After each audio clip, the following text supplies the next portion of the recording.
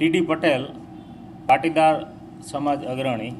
આવતીકાલે તારીખ 9/4/2024 મંગળવારે બાપા સીતારામ ચોકમાં પાટીદાર સમાજનું એક મહાસંમેલનનું આયોજન કરેલ છે. એની અંદર અમારા અંદાજ મુજબ ઓછામાં ઓછા 25થી 30,000 પાટીદારો ત્યાં એકત્રિત થવાના છીએ.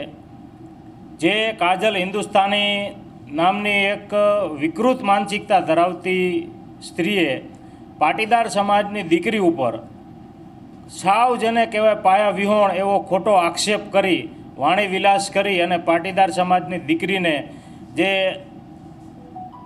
આબરૂ ઉપર જે હાનિ લગાડવાની એને જે પ્રયાસ કર્યો છે, તો એની સામે પાટીદાર સમાજ એને માફી મગાવવા માટે એકત્રિત થશે અને જાહેરમાં માફી નહીં માગે તો એની સામે કોર્ટમાં પણ અમે કાર્યવાહી કરશું.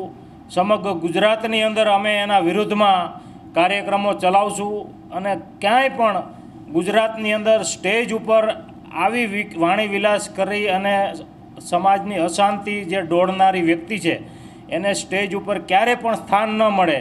અને નમાદાર કોર્ટને પણ અમે અરજ કરશું કે આને આવી બેફામ બફાટ વાણી ઉપર સ્ટે મૂકવામાં આવે અને ભવિષ્યમાં ક્યારે આને જાહેરમાં કોઈ કાર્યક્રમમાં બોલવાની મંજૂરી આપવામાં ના આવે. અમને ડાયરેક્ટ કોઈએ સંપર્ક કરેલો નથી.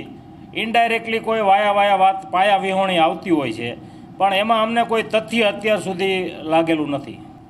હજુ જો મહાસંમેલન પછી માફી નહીં માગે તો સમગ્ર ગુજરાતની અંદર અમે આંદોલન ચલાવશું. જરૂર પડશે મોરબી બંધનું એલાન આપશું અમે, અને એથી પણ વધારે જરૂર પડશે તો જ્યાં આખા ગુજરાતની અંદર પાટીદાર સંમેલનોની વસ્તી છે ત્યાં તમામ જગ્યાએ અમે મહાસંમેલનોનું આયોજન કરશું અને આને જડબાતોડ જવાબ આપશું.